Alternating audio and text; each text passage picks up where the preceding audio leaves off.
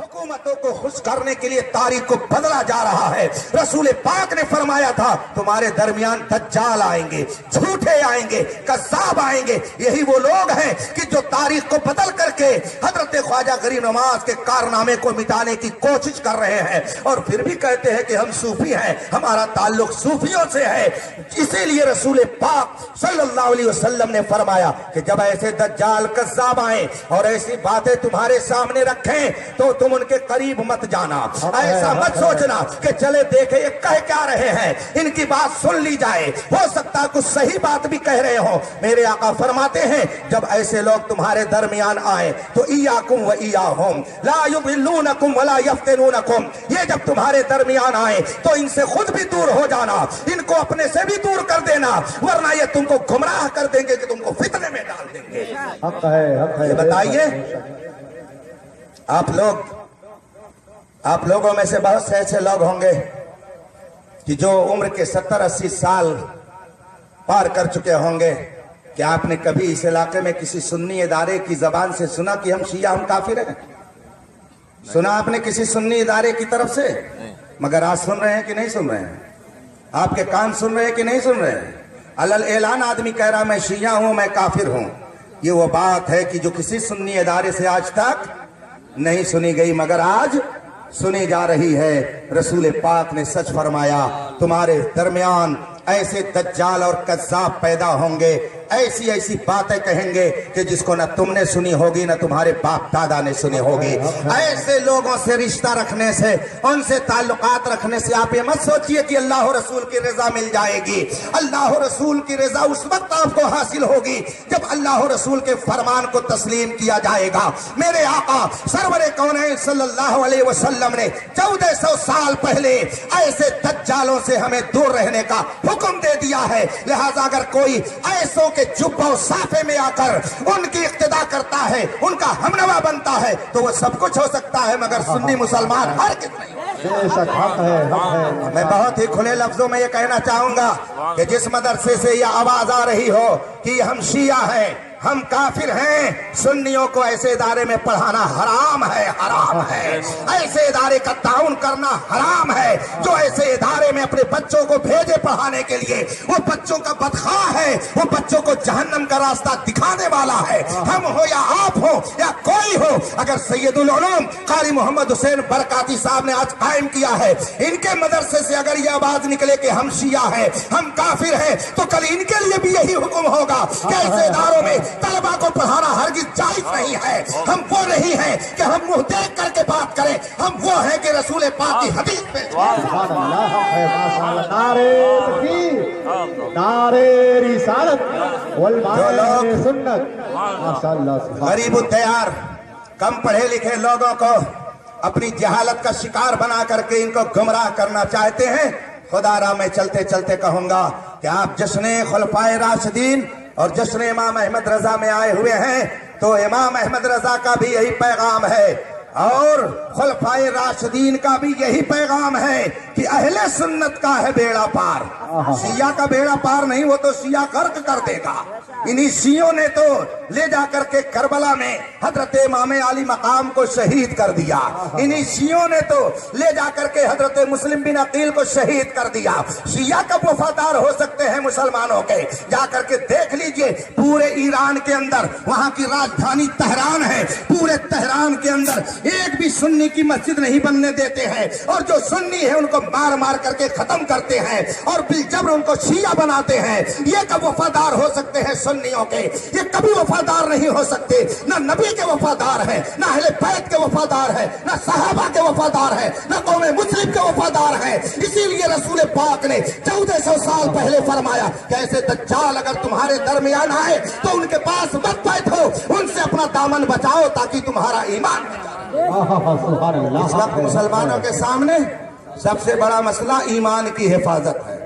یہ بیچارہ نوجوان، یہ ہمارے بڑے بوڑھے پریشان جائیں تو کدھر جائیں؟ اس پر بھی اہل سنت کا لیبل لگا، اس پر بھی اہل سنت کا لیبل لگا، جائیں تو کدھر جائیں؟ یا اللہ ہم جائیں تو کدھر جائیں؟ سب لوگ یہ کہہ رہے ہیں، لیکن واہ رے میرے تاج الشریعہ، سبحان اللہ، یہ تو میں تاج الشریعہ کی کرامت کہوں گا کہ لوگوں کو ایسا موقع دے دیا گیا کہ لوگ پہچان لیں کہ شیعہ کون ہے اور سنی کون ہے. یہ موقع مل گیا اور یہ لوگ گمراہ ہونے سے بچ گئے، اس لیے کہ اب تک زبان سے وہ اپنے کافر اور شیعہ نہیں کہہ رہے تھے تو لوگوں کو سمجھانے میں دشواری ہوتی تھی. اب خود ہی انہوں نے اقرار کر لیا تو سب نے سمجھ لیا کہ چمکتا جو نظر آئے وہ سب سونا نہیں ہوتا. اگر دنیا میں رہنا ہے تو کچھ پہچان. سبحان اللہ سبحان اللہ. اس لیے میں آپ ہی کے لیے نہیں بلکہ پوری دنیا کے سنیوں کو میں یہ پیغام دینا چاہتا ہوں کہ جس ادارے پر اہل سنت کا لیبل لگا ہو اور وہاں سے اعلان ہو رہا ہو کہ ہم شیعہ ہیں، ہم کافر ہیں، تو ہم اسے اہل سنت کا ادارہ نہیں مانیں گے. وہ جو کہہ رہے ہیں وہ ادارہ انہی جیسا ہوگا. ایسی جگہوں پر اپنے بچوں کو پڑھانا اور وہاں کا تعاون کرنا یہ ناجائز و حرام ہے. اگر آپ چاہتے ہیں کہ آپ کے بچوں کا ایمان سلامت رہے تو وہاں نہیں، وہاں لے کر کے جائیے جہاں پہ اہل سنت کا جام پلایا جاتا ہے. اسی لیے بغل میں کھول دیا قاری محمد حسین صاحب نے سید العلوم، تاکہ جو بچے گمراہ ہونے کے لیے جا رہے ہو وہ ادھر نہ جائیں، ادھر آ کر کے اپنے ایمان کی حفاظت کا سامان. حق ہے سبحان اللہ ماشاءاللہ.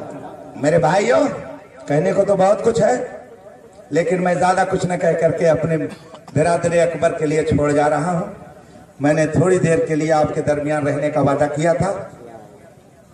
قابل مبارکباد ہے آپ سب کہ آپ نے جشن خلفائے راشدین بنایا اور جشن امام احمد رضا منایا اور یہ بتا دیا کہ ہمارا رشتہ صرف حضرت علی سے نہیں ہے، ہمارا رشتہ صدیق اکبر سے بھی ہے، فاروق اعظم سے بھی ہے، عثمان غنی سے بھی ہے اور علی مرتضیٰ سے بھی ہے. ہمارا رشتہ سارے صحابہ سے ہے.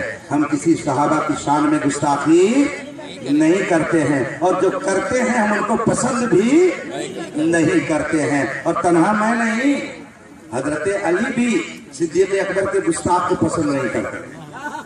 حضرت علی بھی عمر کے گستاخ کو پسند، حضرت علی بھی عثمان غنی کے گستاخ کو پسند نہیں کرتے تھے رضی اللہ تعالیٰ عنہم. جو ان کا طریقہ تھا الحمدللہ ہم اہل سنت کا بھی وہی طریقہ ہے جس کو مسلک اعلیٰ حضرت کہا جاتا. اللہ تبارک و تعالیٰ اپنے حبیب کے صدقے میں ہمارے ایمان کی حفاظت فرمائے. آپ کے سامنے اگر کوئی مسئلہ ایسا ہے کہ آپ تردد کا شکار ہو جائیں، آپ شک میں پڑ جائیں، آپ خود کوئی فیصلہ نہ لیں، علماء اہل سنت سے رابطہ کریں. اور وہ نہیں کہ جو صرف نام لکھا کر کے اہل سنت بنے اور شیعہ ہونے کا اعلان کر رہے ہیں. یہ علماء اہل سنت ہے حقیقت میں. یہ حضرت علامہ علاء الدین صاحب ہیں، حضرت علامہ نعیم صاحب ہیں. ان لوگوں سے اس علاقے میں آپ رابطہ کیجئے، مسئلے پوچھئے. اگر کوئی مشکل آئے تو آپ دارالعلوم سید العلوم سے رابطہ کیجئے، آپ کی ضروریات یہ پوری کریں گے. ان اداروں سے آپ کے ایمان کا تحفظ ہوگا. جو لوگ اپنے اداروں سے خود اپنے کافر ہونے کا اعلان کرتے ہیں وہ کہتے رہے کہ ہم نے زبان سے کہا کسی کو چڑھانے کے لیے، مگر چڑھانے سے کام نہیں چلتا. آپ خود دار پر چڑھ گئے اور جب چڑھ گئے تو سولی پہ چڑھنے کے بعد موت ہونی ہی ہونی ہے. آپ نے خود اپنے پیروں میں کلہاڑی مار لی ہے. ہم نے کبھی آپ کو نہیں کہا تھا کہ آپ رافضی ہو، ہم تو ڈرتے تھے، لیکن آج آپ نے خود اپنی زبان سے اقرار کر کے ہم کو بتا دیا کہ ہم الگ ہیں. تو اس لیے ایسے لوگوں سے چپکے مت رہیے گا. اگر کسی کا کوئی تعلق ہوگا تو خدا را ایسے لوگوں سے اپنا رشتہ آپ دور کر لیجئے. ایسے لوگوں کے پیچھے نماز جائز نہیں ہے، چاہے جمعہ کی نماز ہو، چاہے عید اور بقرعید کی نماز ہو، چاہے 5 وقت نماز ہو. ایسے ادارے میں اپنے بچوں کو پڑھانا جائز نہیں ہے. کوئی آ کر کے کہے، کوئی بھی بتائے، چاہے وہ اپنے آپ کو کسی خاندان کا کہے، لیکن ہمارے سامنے رسول پاک کی حدیث ہے. سب کچھ بدل سکتا ہے مگر فرمان اللہ و رسول کبھی نہیں. ہم وہی بتا رہے ہیں. اب کوئی ہمیں گالیاں دے تو دیتا رہے، اس سے ہماری صحت پر کوئی فرق نہیں پڑتا ہے. جب ہم کچھ نہیں کہتے تھے تو لوگ گالیاں دیتے تھے، اور اب جب تم نے موقع دے دیا تو ہم خود کچھ نہیں کہہ رہے، تمہاری بات نقل کر رہے ہیں. ہم نے تمہیں شیعہ نہیں کہا، تم خود کہہ رہے ہو کہ ہم شیعہ ہیں. ہم نے تمہیں کافر نہیں کہا، تم خود کہہ رہے ہو کہ ہم کافر ہیں. اس کا مطلب یہ ہے کہ آدمی کا دل جب سیاہ ہو جاتا ہے تو زبان پہ وہی آتا ہے جو دل کے اندر رہتا ہے. تمہارے دل میں پہلے شیعیت نے گھر کر لیا تھا، اسی لیے آج تمہاری زبان سے ایسے جملے نکل رہے ہیں. اللہ سنیوں کے ایسے بدعقیدوں سے حفاظت فرمائے. اور ہم سب کو اہل سنت کے جھنڈے تلے رکھ کے ہم فخر کرتے ہیں کہ اللہ نے ہمارے ہاتھ میں اعلیٰ حضرت کا جھنڈا دیا ہے. ہمیں فخر ہے اس بات پر کہ ہم کسی جاہل پیر کے مرید نہیں ہیں, ہم علم کی اکیڈمی تاج الشریعہ کے مرید ہیں. ہمیں اس پہ فخر ہے. تم گالیاں دو تو تمہاری حیثیت کیا ہے وہ دنیا جان رہی ہے, اور تم نے اپنی حیثیت اپنی زبان سے بتا دیا. اور تاج الشریعہ کا حال تو یہ ہے کہ ان کا سایہ ایک تجلی, ان کا نقش پا چراغ, وہ جدھر گزرے ادھر ہی روشنی ہو. وہ جدھر جاتے ہیں سنیت کی بہار آ جاتی ہے, اور تم جدھر جاؤ شیعیت پھیلانے کی کوشش کرتے ہو. تم میں اور ان میں زمین و آسمان کا فرق ہے. اہل حق سے جو ٹکرانے کی کوشش کرتا ہے اس کا انجام خیر نہیں ہوتا ہے. دیکھ لیجئے نمرود کتنا بڑا بادشاہ تھا, بہت بڑی سلطنت تھی, اور جب حکومت کے پاس آئی, پیسہ اس کے پاس آیا, تو کہا نا ربکم الاعلی, میں تمہارا سب سے بڑا رب ہوں, مجھے مانو, میں خدا ہوں, مجھے مانو. نمرود کہنے لگا. اللہ نے حضرت ابراہیم علیہ السلام کو بھیجا, اور جب مناظرہ شروع ہوا تو حضرت ابراہیم علیہ السلام نے کیا فرمایا, میرا رب وہ ہے جو موت اور زندگی دیتا ہے. تو اس نے کہا اچھا تو یہ کام تو میں بھی کرتا ہوں. چنانچہ اس نے بلایا دو مجرموں کو قید خانے سے, ایک کی گردن مروا دی اور دوسرے کو کہہ دیا چلو تم آزاد ہو. جیل خانے سے دو کو بلایا اور کہا دیکھو یہ ابراہیم, میں بھی موت اور زندگی دیتا ہوں. دیکھو اس کو موت دے دی اور اس کو زندگی دے دی. حضرت ابراہیم علیہ السلام نے کہا یہ تو بہت ہی احمق اور بیوقوف لگا, ہم تو سمجھتے تھے کچھ عقل مند ہوگا, مگر یہ تو محض بیوقوف لگا. اب دوسرا, جب سیدنا ابراہیم علیہ السلام تسلیم نے اس کے اوپر تھوپا ہے تو فرماتے اچھا یہی سمجھے ہو موت اور زندگی کا مطلب, چل اب میں تجھ کو دوسری دلیل دے کے سمجھاتا ہوں. میرا رب وہ ہے جو پورب سے سورج نکالتا ہے, اگر پورب ہے تو ذرا پچھم سے 1 منٹ کے لیے نکال کے تب. قرآن فرماتا ہے فبہت الذی کفر, کافر مبہوت ہو گیا. اب کیا کرے, ساری خدائی کا نشہ اتر گیا. مگر رب قدیر نے بھی کتنا بہترین آگے اور انتظام فرمایا. نمرود اپنی شرارت سے باز نہیں آیا, اس کے سر میں درد پیدا ہو گیا, سر میں درد رہنے لگا. بڑے بڑے حکیم طبیب آئے, حکما آ کر کے دیکھتے تھے کہ ہوا کیا ہے, مگر کوئی سمجھ نہیں پاتا تھا کہ سر میں درد کیوں ہو رہا ہے. اتفاق سے بہت ہی تجربے کار ماہر طبیب حکیم آیا. اس نے کہا بادشاہ سلامت, کوئی بہت بڑی بات نہیں ہے. کہا ہوا کیا ہے, کہا آپ کے سر میں ایک مچھر گھس گیا ہے.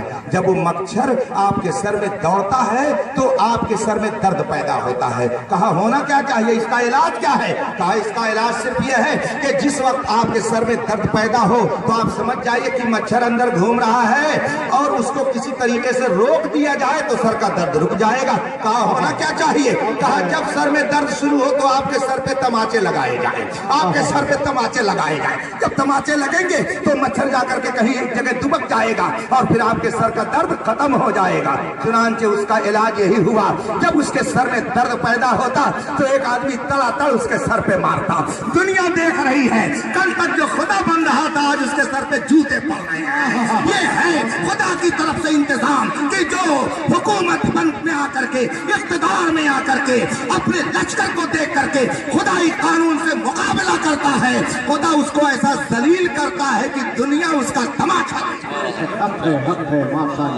سمجھ رہے ہیں, تو ہم کو گھبرانے کی ضرورت نہیں ہے. حق کبھی نہیں مٹے گا, حق صبح قیامت تک رہے گا. نور حق شمع الہی کو بجھا سکتا ہے کون, جس کا حامی ہو خدا اس کو مٹا سکتا ہے کون. اعلیٰ حضرت کو رب قدیر نے اپنی بارگاہ میں قبول کر لیا ہے. یہی وجہ ہے کہ لاکھ ان سے لوگ ٹکرانے کی کوشش کرتے ہیں, مگر آج بھی حال یہ ہے نکالی سینکڑوں نہریں کہ پانی کچھ تو کم ہوگا, مگر پھر بھی میرے دریا کی طغیانی نہیں جاتی. جس طرف دیکھیے الحمدللہ مسلک اعلیٰ حضرت کا ڈنکا بج رہا ہے, اور انشاءاللہ صبح قیامت تک رہے گا. میں آپ سے چلتے چلتے بس یہ کہوں گا کہ آپ دنیا کے کسی گوشے میں رہیے, امام احمد رضا قدس سرہ کی تعلیمات کو مضبوطی سے تھامے رہیے, انشاءاللہ یہاں بھی کامیاب رہیں گے اور वहां भी कामयाब रहेंगे। दज्जालों के चक्कर में मत पड़िएगा, और दज्जालों की कहानी अगर मैं सुनाने लगूं ना तो पूरी रात खत्म हो जाएगी, मगर सुबह जाना है। अभी 2 रोज पहले मैं ट्रेन छोड़ चुका हूं अपनी, चला गया गोरखपुर, गोरखनाथ मंदिर के सामने, वहां पे तलाक के सिलसिले में उन्वान दे दिया कि गुफ्तगू करनी है। नौजवानों ने उन्वान ही यही दिया कि 3 तलाक पर आपको गुफ्तगू करनी है।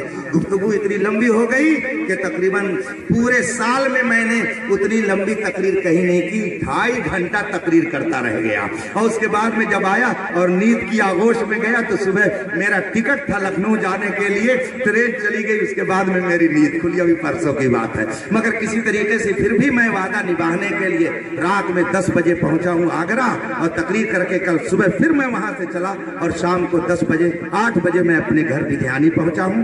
और आज मैं अपनी तैयारियों में रहा, फिर सुबह मुझको लखनऊ से जा करके प्लेन पकड़ करके शाम तक मदनपुरा पहुंच